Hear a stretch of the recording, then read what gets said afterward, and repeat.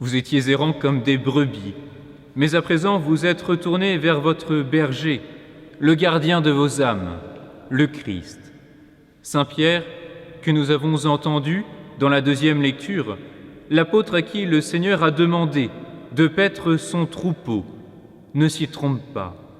Sa charge de pasteur de l'Église, qui s'élève et s'éveille à l'aube d'un monde renouvelé par la résurrection, ne dépend pas de lui, mais de l'unique pasteur, le Christ, celui qui l'a choisi, qui l'a appelé et qui l'a établi pour qu'il gouverne, enseigne et sanctifie le peuple de Dieu. Cette figure du pasteur dont Jésus se réclame dans l'évangile de ce jour est une figure importante de l'Ancien Testament. Elle y apparaît plus de 180 fois. Il s'agit d'abord de la réalité de la vie du peuple hébreu dès le temps des patriarches. Dans la Torah, avoir un troupeau permet d'assurer la pitance et même peut être un signe de bénédiction lorsque le nombre des bêtes est important. Le pasteur est ainsi en premier lieu celui qui guide son troupeau vers des espaces où il pourra paître, où il pourra s'abreuver en sécurité. Le Seigneur est mon berger, je ne manque de rien. Sur des prés d'herbes fraîches, il me fait reposer. Il me mène vers les eaux tranquilles et me fait revivre. Il me conduit par le juste chemin pour l'honneur de son nom. C'est ce qu'écrit le psalmiste dans un élan d'allégresse dans le psaume que nous avons entendu et que nous connaissons bien. Le pasteur est celui qui prend soin du troupeau, en soignant les blessés, en portant sur ses épaules les brebis qui ne peuvent plus avancer, en allant chercher, peu importe où elles sont rendues, les brebis qui sont égarées.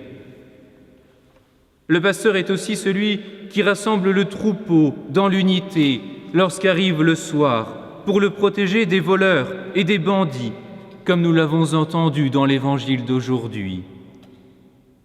En prenant à son compte la figure du pasteur, le Christ révèle à ses auditeurs son identité messianique. Il est celui dont le prophète Michée dit que de Bethléem, il se dressera, il fera paître son troupeau par la puissance du Seigneur. Mais le rôle pastoral du Christ ne s'arrête pas à faire paître le troupeau sur cette terre. Le Christ est aussi la porte des brebis, celui qui ouvre le passage à une réalité nouvelle qu'il inaugure par sa propre résurrection. Le Seigneur nous dit « Si quelqu'un entre en passant par moi, il sera sauvé. Il pourra entrer, il pourra sortir et trouver un pâturage. Le voleur ne vient que pour voler, égorger, faire périr.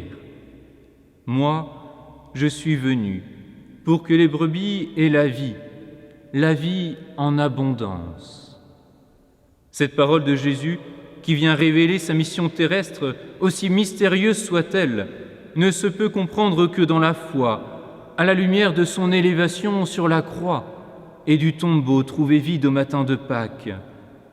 Par le Christ, avec le Christ, en Christ, nous passons d'une vie mortelle à une vie éternelle. Nous passons des limites de notre nature à l'infini de Dieu. Nous passons de la blessure du péché à l'amour miséricordieux de Dieu.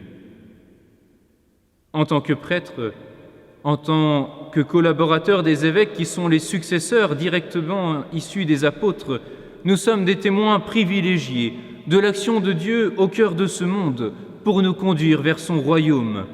Combien de personnes avons-nous vu sortir du confessionnal en ayant fait l'expérience du pardon de Dieu et en se sentant renouvelés? Il me vient en mémoire le souvenir d'une personne me disant « Vous savez, mon père, j'ai vu beaucoup de psys avant de penser à venir ici.